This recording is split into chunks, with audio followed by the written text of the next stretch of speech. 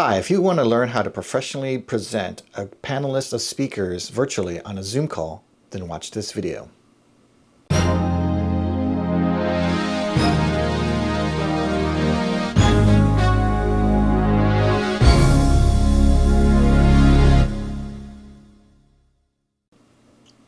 Hey, Gary Cruz with AmazeStudios.com here, and I want to be recording this screen, but I'm just afraid to set the screen recording right now. So I'm going to try to show this via my camera, so I apologize if this isn't ideal. Now, what I've got here is on this computer, I have a Zoom call that the panelists, or sorry, I've got a Zoom call that the guest will be attending. And on this computer, I have eCamm Live and Skype running. And that will be the speakers. These are the speakers, and I will be switching between the speakers using the Stream Deck and eCamm Live. Now, the biggest challenge of getting the speakers, well, let me step back a moment. Before, I was just using Zoom and switching with an ATEM to present onto Zoom. All the panelists were also on Zoom. However, if they're all on Zoom, they can choose to see which panelists to see full screen. What I wanted to do is send the produced version of the video to Zoom. I know it's going to be kind of confusing, but hopefully after watching this video, it will all make sense. Just be patient with me because it's a very complicated setup and it's going to take time to explain. All right, so there's a lot of components involved with this. Zoom. Right now I've just got a screen recorder here, so if I'm switching between, my cameras, like if I go to Zoom, this is basically this is a screen capture from this camera to eCamm Live.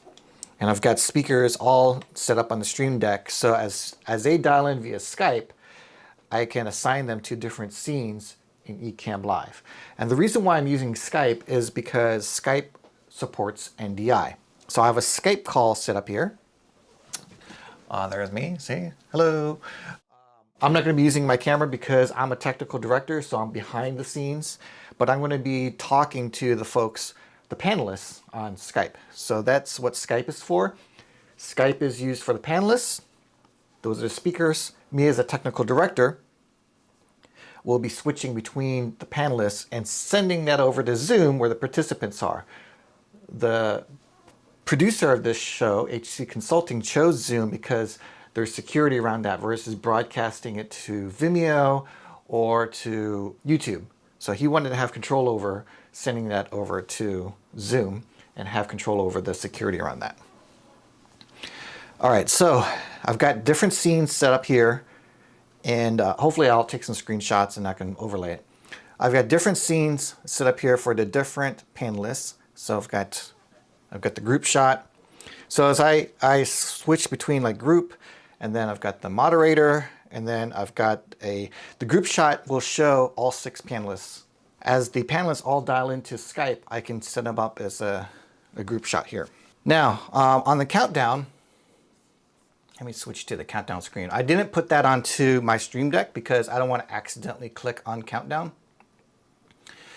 So I've got a picture-in-picture of whoever is going to be the moderator or the host, and then I can turn that on and off by just clicking on this button, right? And I'll have some music playing in the background. Okay, so as my speakers kind of speak. So I have music playing in the background. Now this has to be routed not only to eCamm, but also to the Zoom participants and also to the Skype participants. So let me turn down the music so I can explain the audio. The audio is all being managed by Loopback. This is an app that is on the Mac, and it's routing the audio to eCamm Live, which is taking in the Zoom and the Skype panelists and recording it here. Then I also have to send the audio from this produced switched version over to Zoom. And then the Skype folks here on Skype also have to hear any questions that are coming from the participants. So I also have to route the audio from Zoom over to Skype. And this eCamm Live is going to record all of that. So the first thing I've got here is this Skype to Zoom via USB. And what that is doing is just sending the Skype audio to Zoom via an HDMI to USB. So I've got HDMI card, Apple HDMI, and it's going to this capture card. And then the input on Zoom, if I drop down here, will be this capture card. So now you can see that there's audio coming through. There's some music. Got some feedback because I have this microphone on. Turn that down. So the audio is coming from this computer and sending it over to the Zoom participants. Now, if there's a question that comes from the guest, we need to send the guest audio to the Skype and also to record. So for the speaker here, if I on Zoom, when I have it set up, I have it sending it out via HDMI, which is this HDMI. Oh, sorry, this is the capture card. This is the HDMI out. A lot of people get those confused because they have the same connections, but one's going in and this one's going out, and this out is going into this capture card. So if I set the HDMI out there, then the HDMI in will then be captured here, and that is called Zoom to Skype. So here's the USB video audio. I don't have anybody on there, so there's no, I tested it earlier. Just make sure you test everything. And I'm also capturing this and sending it to Skype. And so on Skype, if I go to the preferences on Skype and click on audio and video settings, I have the microphone set as Zoom to Skype. And I just have the speakers going to this 4K monitor because I'm routing the audio to my speakers via this loopback. All right. On eCamm Live, if we look at the settings here, I have an input as Zoom and Skype. All right, see Zoom and Skype. Let me turn on the audio here. So Zoom and Skype is Zoom and Skype interface here. So I have my music coming from iTunes, Skype, which is here, and my USB audio, which is Zoom. I wish I could rename that to Zoom, but I know USB audio is Zoom. And it's sending that as an output, and that output is then an input to eCamm Live's audio. Now, when you use Skype with eCamm Live, Skype is a audio device that you can select, but make sure it's muted on all the different scenes. So as you switch through these different scenes, you want to make sure all of this is muted, because sometimes it says as you switch scenes, it remembers. See, there we go. I'm glad we're doing this now. It remembers each setting that is on the scene. So I'm just double checking to make sure Skype isn't there, because that's going to be one of the causes of echo. Because if you hear it twice, that causes an echo. Speaking of echoes, there's one right now. That's a video echo. I'll talk about that later. Echoes. There is a concept in audio called mix minus, and Skype and Zoom handle that automatically, because when you're talking to a participant in Zoom, you don't want to hear yourself because there will be an echo. So what's nice is that when I'm sending the audio from Skype to Zoom, so I've got the Skype here and I'm sending music, and I'm sending that to the HDMI. So that is going to the HDMI capture card here and going into Zoom. Zoom's automatically going to cancel out my audio that is being sent to it because we don't want to hear it again. And vice versa, when I'm sending the audio from the participants via this USB video capture card, and also you can see that it's capturing my Rode because I need to talk to the speaker panelists. Skype will automatically remove what's coming in via the microphone, and that's called mix minus. So then that reduces the echo. All right, so I think that covers all of the audio piece. Now, when I've got Zoom, let me just create a fake meeting here. I'm going to have this full screen. And in this audio interface here, I have USB video as selected as the microphone, and the output is going to be the HDMI to USB, because I want the output going into this computer so I can record it. And if I click on Zoom, now I see the Zoom participants in eCamm Live, and I can not only can the participants see it, if I also select the video here, which is this, the panelists will also see the Zoom participants. So as they ask a question, they know who they're talking to. And provide an overview of what the outcome is going to be for Zero Trust. Well, it's mainly timeline. Is the big thing is what we can, ask for budget for. That seems to help a bit because we've got the CISO behind us on that, because they're the ones that are pushing the deadlines. Well, to the executive stakeholders that are on the call, have you had similar challenges in terms of communicating and setting realistic timelines? Such as kind of wills under the constraint? Yeah, that's where the devil's in the details is when do you want to get it done and what's it going to take to get it done. I will say that from a budget standpoint. All right, so that's how we connect Skype with Zoom.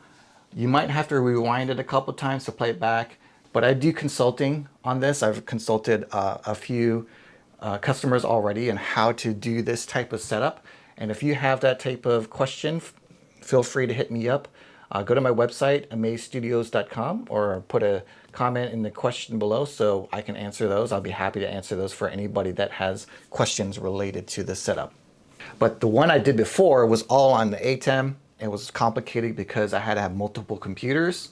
So I had, for each speaker, I needed an HDMI, clean HDMI feed of the speaker, and then I was switching with the hardware switcher on the ATEM. Skype makes it a lot easier to switch between the different speakers because all I need is just this NDI. And so it routes it all internally in this. The computer I'm using is a MacBook Pro M1 Max. Now you definitely don't need that. I got the Max because I do a lot of editing in Final Cut Pro. I was able to do this previously on an old Intel Mac, and I switched to the Mac Air and M1 Mac Air, and that handled that fine.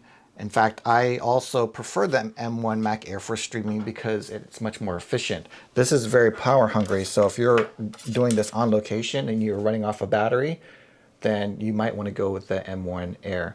The M1 series for the Mac is phenomenal for this type of work, and I haven't seen any issues with performance. All right, so off to the next segment. What do you need to use for the Skype? You want to use your headphones.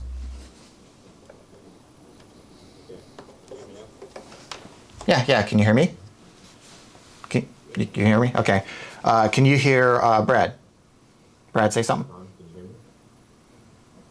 There's a little slight echo, but I can hear my voice in the back. Oh, you can hear your voice in the back? Okay. Okay. It could be one of, so that's the thing with you, Brad. If your speaker might be too loud, it might be picking up the audio that's coming back on your speaker. So just adjust it enough so where you can just hear us, or if you can, have headphones. We just want to reduce the amount of echo. Yeah, you're fine. Yeah. Yeah, I don't hear any echo. Maybe it's, so when you do hear the echo, do you hear an echo of me, Han? Or do you hear the echo of also Brad?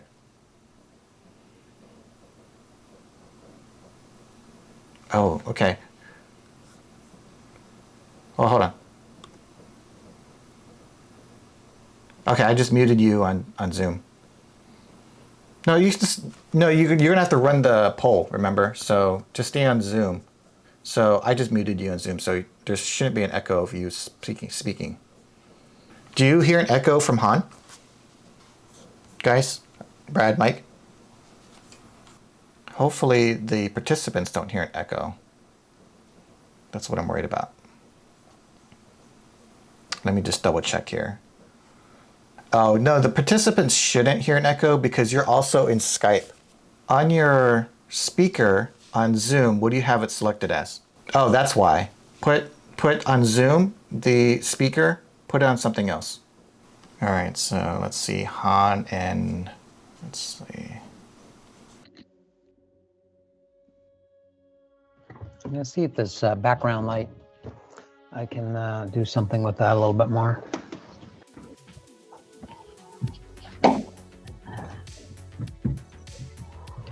So the video that on Skype for me, this for Amaze Studios, should be what the speakers see on Zoom.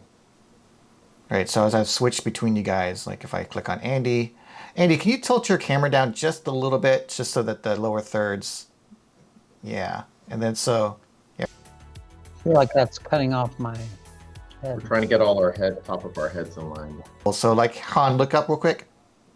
So like Han and, all right, so let's see, Han and Mike. Let's see. Let me put on the I'm going to put in the foreplay here. No, not foreplay, for view.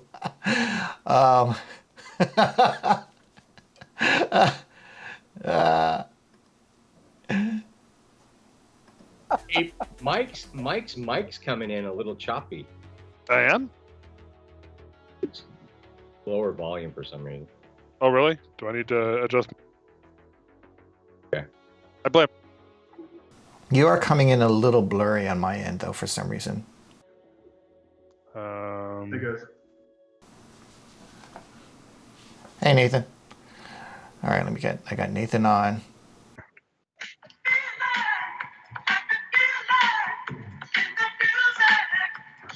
My video is really blurry. It looks good on my side, but when I look at the one with me and Han, I'm blurry as all get out. Yeah, I don't know. What's your upload speed, Mike? Because Han's super clear. Mike. Using a 4K, a gig.